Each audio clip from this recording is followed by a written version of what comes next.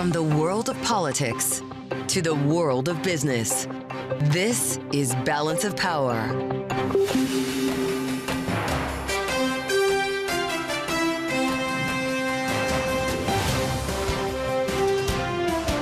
Live from Washington, D.C.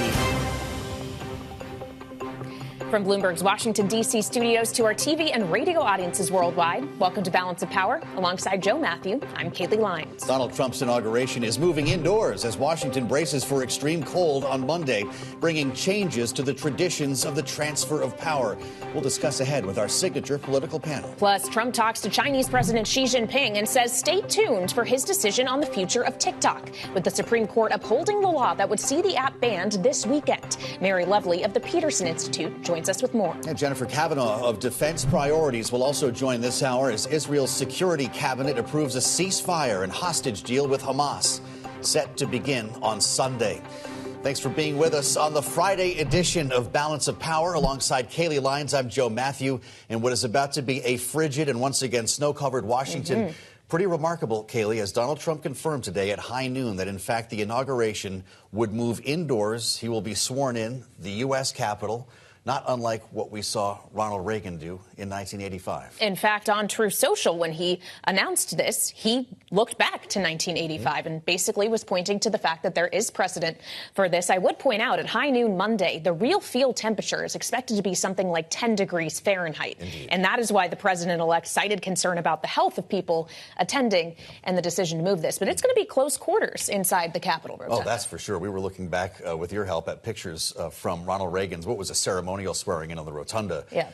And you couldn't breathe. And we're curious to see how many of the bold faces invited to this ceremony will make it indoors. Yeah, so we want to get into this a little bit more now. Joining us is Bloomberg's Gregory Korte. So, Gregory, obviously we have seen indoor inaugurations in history. They're just not very common. How is this going to change the pomp and circumstance that we're all used to every 4 years? Obviously, it doesn't change who the president's going to be. Sure. He's going to give the exact same oath, which is prescribed down to the letter by the Constitution. The Chief Justice will give it. A lot of the trappings will be the same, but the biggest difference is that we know that Donald Trump loves a crowd. He loves to feed off the energy of a crowd. He loves to see the crowds going back on the national monument. Remember his 2017 inauguration, how much of a big deal he made about that crowd size, and was it bigger or smaller than Obama's? That was the debate for the first week of his presidency, was how big his inauguration crowd was. So this is a little different. He won't be able to do the parade in quite the same way. Instead, he's going to go to the arena and greet people there. So it'll be an interesting contrast, because the arena appearance could give him a chance to be more of the Trump that we've come to see from rallies, while allowing him to also have this very presidential demeanor in that official swearing in at the Capitol Rotunda. So he's got two stadium shows 2 days in a row now. He's going to have the rally Sunday night. This is the Capital One Arena. As acoustic he writes, set and a rock show. I hope that's true. As he says, I will join the crowd at Capital One after my swearing in. What kind of a show are we in for here? I'm guessing Kid Rock's going to be with him and all the rest. Yeah, I mean, it's hard to say right now, because I think part of this is Trump, as the showman, likes to have the surprise reveal, and he'll bring some people up on stage, and he'll really work the crowd. But this is, look, it's part of Inauguration Day historically has been that official somber swearing-in ceremony where the weight of the office sort of comes down onto the president. And then they go out and they have inaugural balls at night. That's sort of the template. This inauguration is going to be different in one very key respect, in that in between, we expect President Trump to go to the White House and sign as many as 100 executive orders. So Trump is going to try to do three things on Inauguration Day. Give an inaugural address for the ages, demonstrate that it's day one and business is open at the White House, but then also have a big party at night. And while he is doing all of those things, the Senate also could be at work confirming maybe some of his cabinet nominees. A whole boatload of them had hearings this week, including Kristi Noem, who'd been tapped to lead DHS today. Gregory, how many confirmation votes could we actually see on Monday? In 2017, Trump only had 2 of his nominations confirmed on day one. Those were the 2 generals, Jim Mattis at Defense and John Kelly at Department of Homeland Security. I expect a lot more this time around. For one thing, Trump got a lot earlier start on naming these people. He's had 4 years to think about the personnel that he wants in his second term, right? Whereas his first inauguration was a little bit of a surprise. He was caught a little flat-footed, did not get the personnel in place. But the other thing to watch is not just the cabinet secretaries, but the second and third tier and the chiefs of staff at agencies. By all accounts, he's slow in getting the worker bees into the administration. So he's going to need some of these confirmed cabinet secretaries to really take charge and take leadership on day one. A lot to look forward to on Monday. Gregory, Korte, thank you so much. The Supreme Court, our other top story today, ruled to block the talk, upholding the divest or ban law that includes a deadline on Sunday. President Biden announcing late yesterday he would not enforce the ban ahead of the next president, and Donald Trump weighed in on social media, saying, quote, "My decision on TikTok will be made in the not too distant future, but I must have time to review the situation," unquote. And today, the CEO of TikTok posted this video in response. On behalf of everyone at TikTok and all our users across the country, I want to thank President Trump for his commitment to work with us to find a solution that keeps TikTok available in the United States. So Chu is expected to be at the inauguration. We'll see if he gets a seat in the rotunda. Joining us right now, Bloomberg's Wendy Benjaminson. Isn't this a moment? Remember last year, the most bipartisan activity in Washington was hating TikTok, banning TikTok. Everything has turned around now. Donald Trump's going to keep it alive. What happens?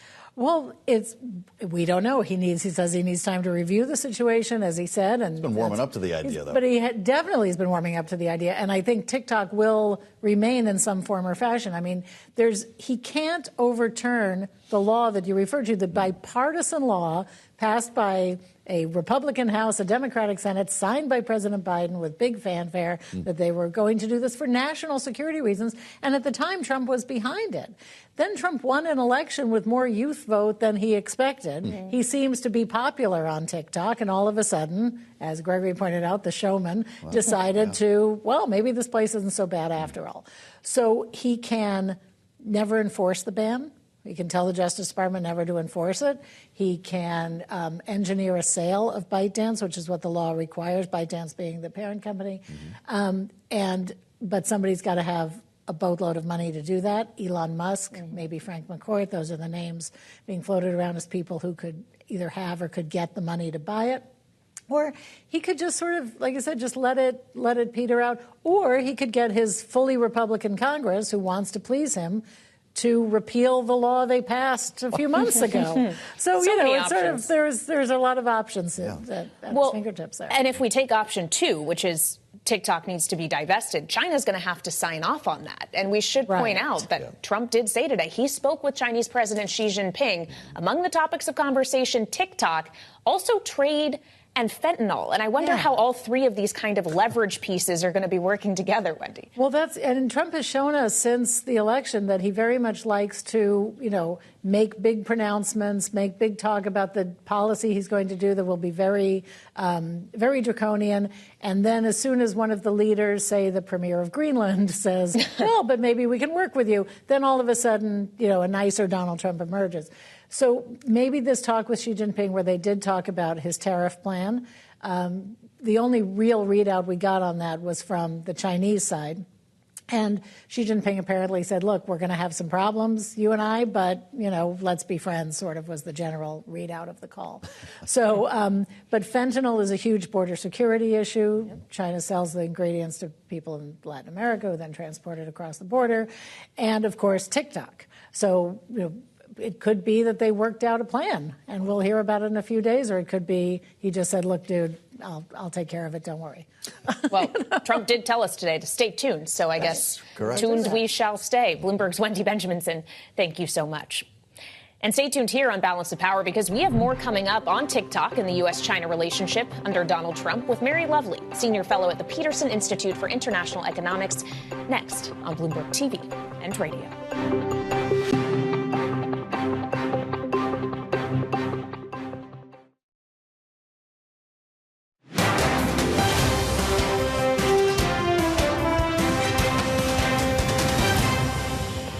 If it's sold, because the choice is ban or sell, if it's sold, whoever buys it has to fulfill the criteria that the Supreme Court laid out.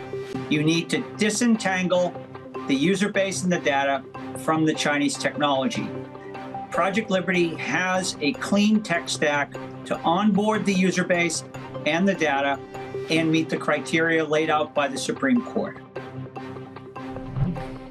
Project Liberty founder Frank McCourt Jr. on his efforts to buy the U.S. version of TikTok after the Supreme Court today upheld the law that will see it banned if not divested by Sunday. Joining us now for more here on Bloomberg TV and radio is Mary Lovely, Senior Fellow at the Peterson Institute for International Economics. Mary, welcome back to Balance of Power. As we consider this notion of someone potentially being able to buy TikTok, China would have to agree to let it be sold. And I do wonder how you think Beijing ultimately comes down on this one. Are they going to let that happen? I don't think many observers think that they will let that happen. Although, of course, we could be surprised depending on the terms that any potential sale, has attached to it. I think that Xi Jinping knows that they also have a lot of ways to retaliate. Quietly. We don't need a big front page headline on this regarding U.S. companies enforcing sales of U.S. assets. So it's clear that some type of negotiation or deal might be forthcoming here. It's possible. What actually needs to take place, though? We're going to be in a weird dark period this weekend with a lot of uncertainty around this app. Some have suggested that the companies running the app stores might be well served to bring it down for the time being until there's a better sense of what's going to happen. What kind of liabilities should we be thinking about here in the meantime? Well, I don't know what they'll do for their own private liabilities, but one of the things that could happen is that TikTok goes dark. And when TikTok goes dark, we will see an outpouring of support for TikTok from its fan base. Mm-hmm. So in some sense, I think a period of darkness for TikTok actually plays toward a resolution of this that keeps TikTok available to American users. Who is TikTok a greater piece of leverage for, Mary? Is it a piece of leverage for Donald Trump as he tries to extract other things he wants from China, be it what he perceives as fairer trade or a stoppage of the flow of fentanyl that makes its way to the U.S.? Or is this a way for Beijing to say, OK, we'll let you, a U.S. company, take over TikTok, at least the U.S. operations, if you don't, say, slap tariffs on everything? Well, it's clear, I think, that, China isn't going to miss TikTok in the U.S. very much. So, if this happens, it's not, to use a colloquial form, it's not a lot of skin off of Xi Jinping's nose. But it does have some political liability in the U.S. So what could happen? Xi Jinping could say, aha, I can get something here if I allow this sale. Or the two can decide on something in between.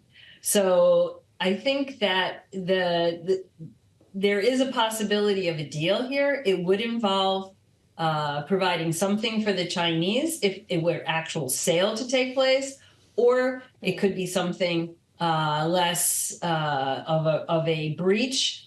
It could be certain co-ownership, for example, some kind of joint venture, obviously more safeguards on data and the user base. But I think that there could be both a deal here on ownership and a technological solution that may make both sides able to see their way forward and keep TikTok available to U.S. users. Mary, we saw an enormous amount of money plow into ETFs linked to Chinese stock indexes today, options and the ETFs themselves. Wall Street was well aware of this phone call between Donald Trump and President Xi that took place earlier, and there seems to be this new sense of optimism about economic cooperation somehow, despite what we've been hearing directly from those on Donald Trump's team, including Marco Rubio this week, who sat for his confirmation hearing in the Senate, had this to say about China. We welcome the Chinese Communist Party into the global order, and they took advantage of all of its benefits, and they ignored all of its obligations and responsibilities. Instead, they have repressed and lied and cheated and hacked and stolen their way into global superpower status, and they have done so at our expense and at the expense of the people of their own country. Does this sound like a trade relationship that Americans should feel confident investing in? Well, Marco Rubio's views on China haven't changed, and they've been well known. People are looking for some bright spot here. The tariffs are out there looming. It does seem that parts of the administration are moving forward quite, firmly toward tariffs. I think a main impetus for the tariffs are not only the campaign promises, but also the need for new revenue in the face of President Trump's desire to extend the tax cuts that he enacted in his first administration. So it becomes hard to see how, these tariffs don't move forward, regardless of what Marco Rubio really thinks. Now, having said that, why might people be a little bit more optimistic? I think it's because President Trump has a reputation as a deal maker. We did see in the first administration that he ended up the trade war with a deal.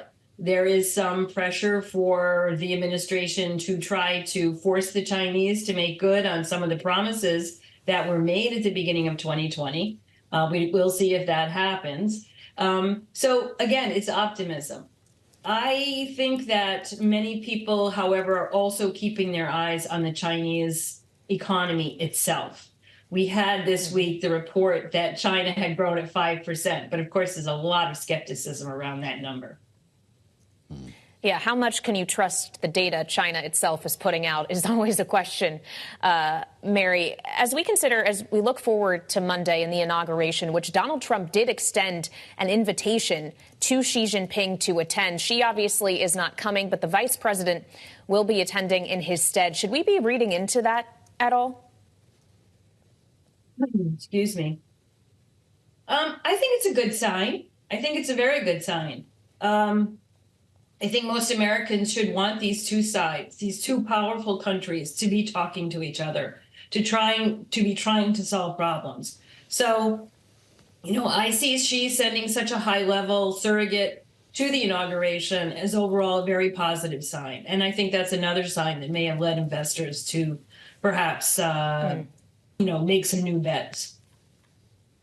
It's kind of a contradiction once again, though, isn't it, with the messaging that we've been hearing from Donald Trump and from members of the incoming administration, assuming that Marco Rubio is confirmed, yet we're inviting President Xi to the inauguration? How do you rationalize it? It's very hard to rationalize. And I think many of us, not only in the observer community, but obviously in C-suites, are wondering where this is going to go. Economists have been warning about the high level of uncertainty that all of this posturing, as well as policy statements and actual policy proposals now, cause for international business and domestic businesses, many of whom source their inputs from abroad. So we have to remember that President Trump has promised not just very high tariffs on China, but also 10 to 20% across the board tariffs on everyone, universal tariffs. And that these will be built into possible scenarios for paying for the tax cut. So you can see that it's a very difficult time for businesses. That has a chilling effect on investment. Right. Some of that is offset by other positive changes within the U.S. And fortunately, we live with a very healthy economy right now. But the uncertainty overall is a negative drag, is a drag on economic activity. Mary, it's great to have you back. Mary Lovely, Senior Fellow at the Peterson Institute for International Economics. Have a great weekend, and thanks for being back on Bloomberg. Coming up, Novo Nordisk's blockbuster weight loss drugs, Ozempic and Wegovy, face U.S. Medicare price negotiations, and the stock moves. We'll have that story next on Balance of Power on Bloomberg TV and radio.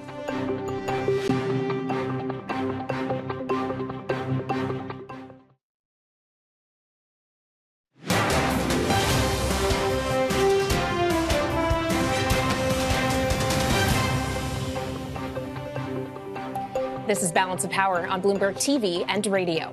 Weight loss drugs Ozempic and Wegovy are being targeted in the next round of Medicare price negotiations as part of legislation that's expected to save the government more than $200 billion over a decade. And joining us now for more is Duane Wright of Bloomberg Intelligence. So, Duane, obviously these drugs are listed on the new list from the Biden administration, which will no longer be in place just a few days from now. So is it really just a question of whether Donald Trump is going to want to pursue this negotiating authority? Well, I think it's worth remembering that Donald Trump at one point did support government negotiation of drugs. He did walk that back and had his own proposals to cut drug prices. But by law, the list had to come out at some point before February. And there is a schedule for the next president to carry out the implementation of that. So it does remain to be seen, because drug pricing wasn't necessarily a big political issue during the campaign, how the Trump administration is going to move forward in terms of setting the prices for a lot of these drugs. We should know more in the coming weeks as to how the Trump administration and drug makers will have these conversations. But there is a process in place where the specifics of each drug and factors of therapeutic alternatives are a way to set a price which, by law, the Trump administration will have to publish by November of this year. Duane, this stock was a darling until summertime when things started to turn lower, and it now looks like a broken chart. How much of that has to do with this story, Medicare drug pricing versus the fears, for instance, over RFK Jr. becoming the next health secretary, knowing he is not a fan, apparently, of GLP-1s? Yeah, so a couple of things. There's more competition in this space. We saw Eli Lilly come out with their drug. There are other drugs coming onto the market and currently in studies. So the expectation is the market is going to get a bit more crowded. I will say that, yes, we kind of knew that Wegovy would be subject to government pricing, especially when it became clear that Medicare was going to allow coverage of these drugs for reasons other than obesity. So, for example, if you have heart disease or cardiovascular disease, you have access to these drugs. So it's not much of a surprise. I think we're now at the point where this will be part of the program. And there is also a proposal to cover these drugs for obesity. They're not allowed for weight loss. Yeah. And the Trump administration will have to determine that. Now, in terms of RFK Jr., he's not a fan. The CMS administrator is a fan of these drugs. It's really going to be up to the Trump administration and people closest to him as to whether this is more broadly applied. Duane, great analysis. They do such a great job at Bloomberg Intelligence. Duane, thank you so much for being here on Balance of Power. Much more straight ahead on Bloomberg TV and radio.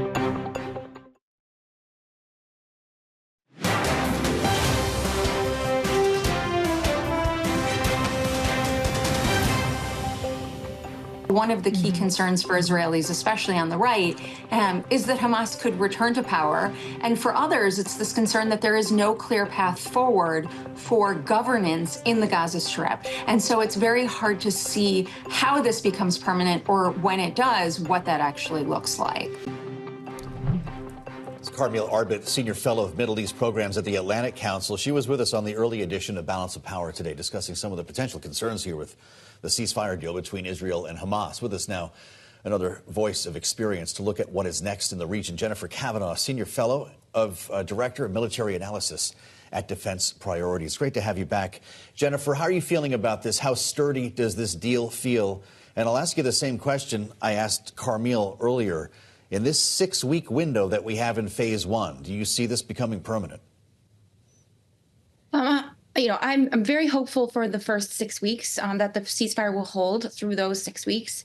I'm not hopeful at all that it will endure beyond the 6 weeks. So I don't think that there's a high probability of getting to that phase two.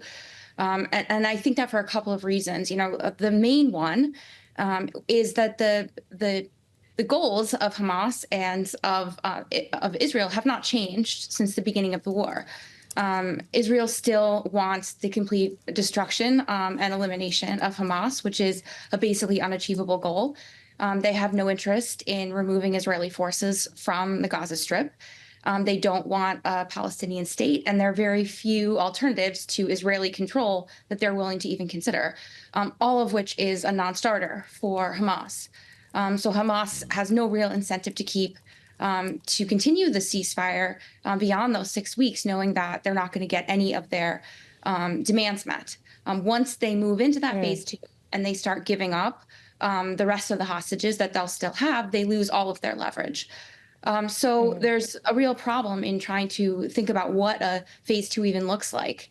And I think that is a problem for everyone watching the region, hoping that this could be not just a ceasefire, but an end of the war. Well, that's certainly sobering to hear, Jennifer. And if we operate under this, at least the chance that 6 weeks after this is implemented, it could go back to a scenario in which these two sides are fighting. To what extent, through your lens of military analysis, will Hamas be able to reconstitute itself over the course of that 6 weeks, fortify its capabilities? Well, over 6 weeks, neither side is going to be able to do all that much. 6 weeks isn't enough time to really build up a lot of new weapons. It is time to give soldiers on both sides and militants and Hamas and the IDF forces a little bit of time to rest. It depends a little bit on how much of any aid that flows into the Gaza Strip Hamas is able to get its hands on. I know there will be efforts to try to make sure that aid gets to civilians. But the military balance isn't going to change all that much in 6 weeks. But I don't necessarily think that matters. Hamas's strategy here is just to hang on. And they're able to do that quite effectively. You know, they have gotten more recruits since this war started than people that they've lost. So they're basically at like a break-even point in terms of number of militants, which isn't surprising because you have tens of thousands of people who have lost children and mothers and fathers and sisters, and that's a radicalizing event. So in terms of manpower, they're doing fine, and they can use homemade weapons to basically just hang on. And that's all they have to do to keep Israel from achieving their goal. So I don't necessarily think the reconstitution and how much occurs matters. I think the war will, if it does resume sort of at the same point as it is right now. Well, you're sounding a lot like the Secretary of State. Antony Blinken talked about this earlier this week at the Atlantic Council. Let's listen. Each time Israel completes its military operations and pulls back, Hamas militants regroup and reemerge because there's nothing else to fill the void. Indeed, we assess that Hamas has recruited almost as many new militants as it has lost. That is a recipe for an enduring insurgency and perpetual war. Perpetual war. This is exactly what Stanley McChrystal used to talk about, right? For every civilian killed, you create or recruit 10 new terrorists. How do you stop this? Well, you have to have a political solution. There's no military solution to the challenges that we're observing in the Gaza Strip or to the violence between Israelis and Palestinians. It's been going on now for decades. It's a generational conflict. The only solution is a political one. That allows both sides to have, their own state. But at least the current Israeli government, and I would imagine any Israeli government in the near term, seems opposed to even discussing the option of a two-state solution to the problem. So you're kind of in an intractable position here where the one solution that could potentially work, something that deals with the political challenges on both sides, and it can't just be Israeli concessions. It would have to be a change on the Palestinian side. If there's going to be a Palestinian state, probably Hamas can't be the ruling power. So there have to be concessions on both sides. But if neither side is willing to consider that political option, then even if you reached a longer term or an enduring solution that lasts for a couple of years, there's always the chance of recurring violence. So, the near-term prospects, I think, are really hopeful that we could get some kind of progress. Medium and longer term look much less hopeful. Well, how does Donald Trump factor in here, Jennifer? Obviously, he has a different relationship with Benjamin Netanyahu in many ways than the Netanyahu-Biden relationship has been. Is he going to be able to get Israel to agree to concessions it otherwise would not have made? It's possible. I do think that the change in administration offers a window of opportunity. Everything that we know about when negotiations work suggests that it has to be many factors coming together at once. And a change in the negotiating parties does matter. The outgoing administration at this point has very little leverage, and they have not been willing for the past couple of years to use the leverage that they have. The incoming administration starts fresh. We know that Trump has an unpredictable style, and he uses that to his advantage. Netanyahu has certain things that he would like to get from Trump, including support in potentially striking Iran again. So it's possible that Trump will be able to offer incentives or use pressure in ways that the Biden administration either wasn't able to or chose not to. So it's certainly possible.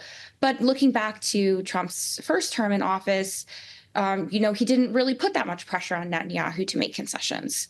So it's not clear necessarily what has changed and whether or not this is a one-time thing, an effort by Netanyahu to get on good terms with Trump as he comes into office, whether that will endure or whether that's something that, is just a function of not just Trump, but also factors within all the parties that let things work this time.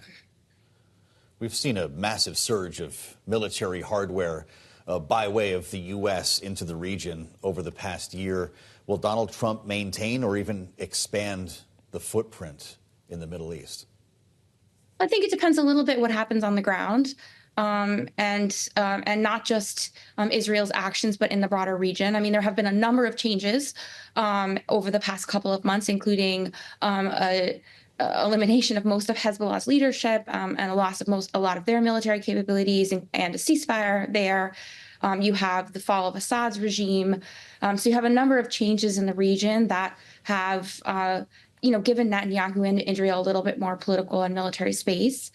I think the hope is that some of the military hardware and force presence that was surged during the Biden administration could be removed.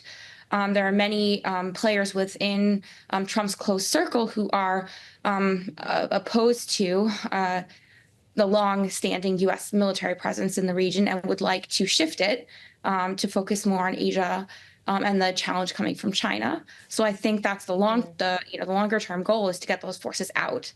The question is how quickly that can happen and whether it can happen if the region stays stable enough. It's not going to happen in the next 16 days, or even the next 6 weeks. It's something that, would have to occur over months once we see what happens after the first phase of this deal. But I think that's sort of the long-term goal. All right. Jennifer Kavanagh, Senior Fellow and Director of Military Analysis at Defense Priorities. Thank you for joining us. Coming up, a look at what's next for TikTok now that the Supreme Court has decided to uphold the ban on the social media app. Our closers, Rick Davis and Jeannie Shanzano, join next on Balance of Power on Bloomberg TV and radio.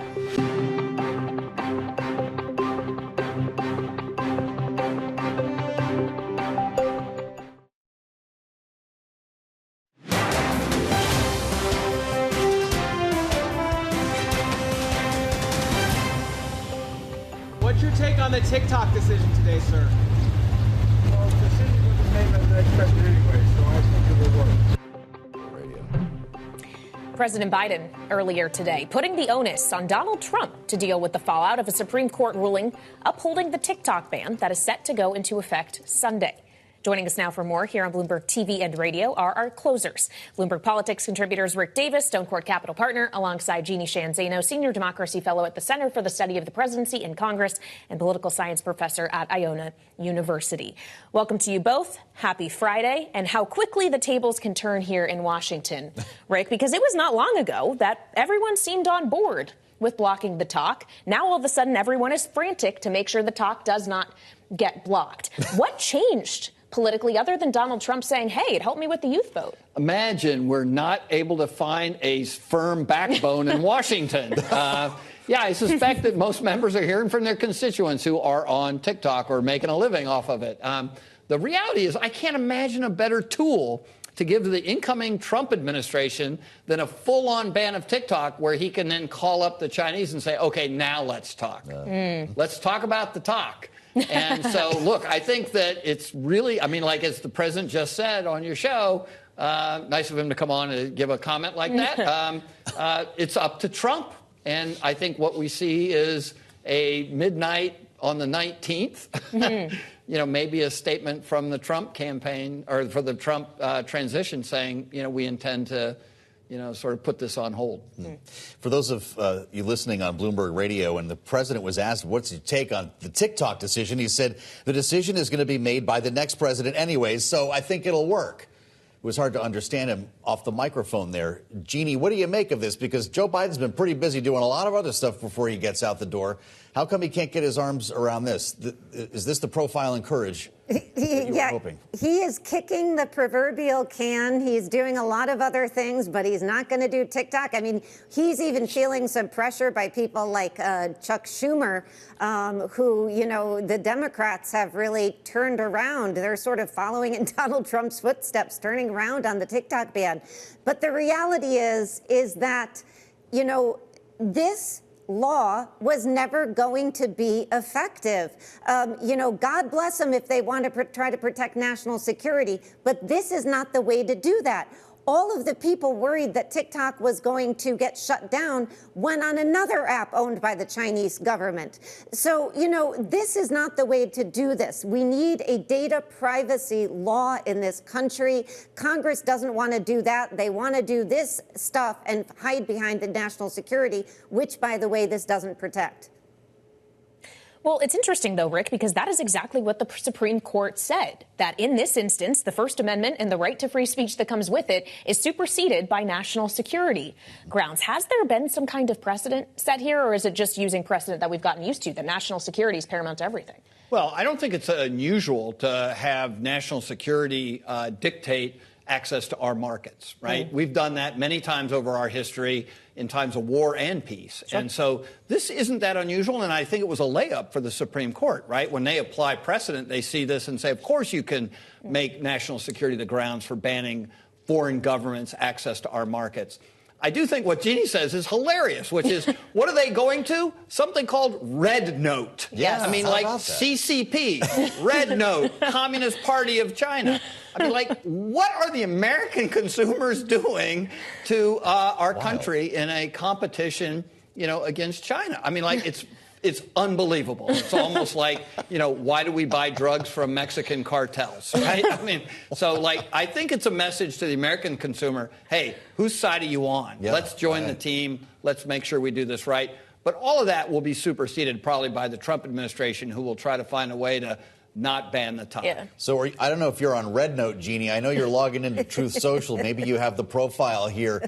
What do you want to see happen? Does Elon Musk buy this thing? Does that make you more comfortable than Beijing? Yeah, somebody just told me maybe Mr. Beast would buy it. I don't know. And Rick's absolutely right. Red Note, it's in Chinese. It's not even in English. I'm not even sure they're translating it at this point. But the reality is two questions I have. Number one, can anybody tell me this policy is effective? It's not in protecting national security, but nobody wants to talk about that. Number two, I thought we were a society that believed in capitalism. If the Chinese folks are making better social media, then why can't the American public jump on those, or why can't we do better? So, Elon Musk can put in an offer to buy it. I don't think that the Chinese are going to bite, no pun intended, but that's where we are. Listen to Jeannie Shanzano today. This is good. So it's Red Note versus Blue Sky? Is that the future of social? Yeah. I can't follow this anymore. Coming up, Rick Davis and Jeannie Shanzano will stay with us as we look ahead to the big inaugural indoors. It's next on Balance of Power on Bloomberg TV and radio.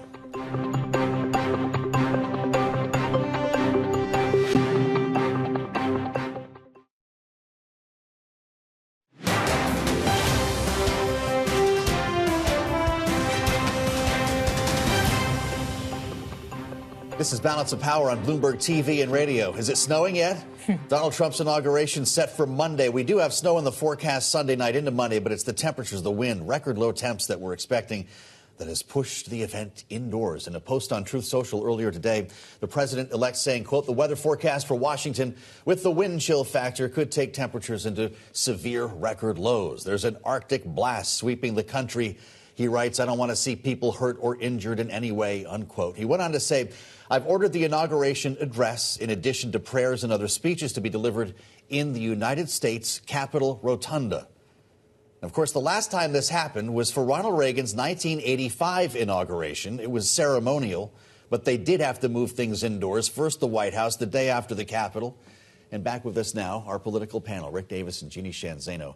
Is that bringing back some memories? Rick Davis, you were on the inaugural committee that made the decision to move this thing indoors. Was it the right call this time? Yeah, it's the right call. You can't put people's health in danger for a ceremony like this. Yeah. And so I think the president-elect and the inaugural committee made exactly the right decision.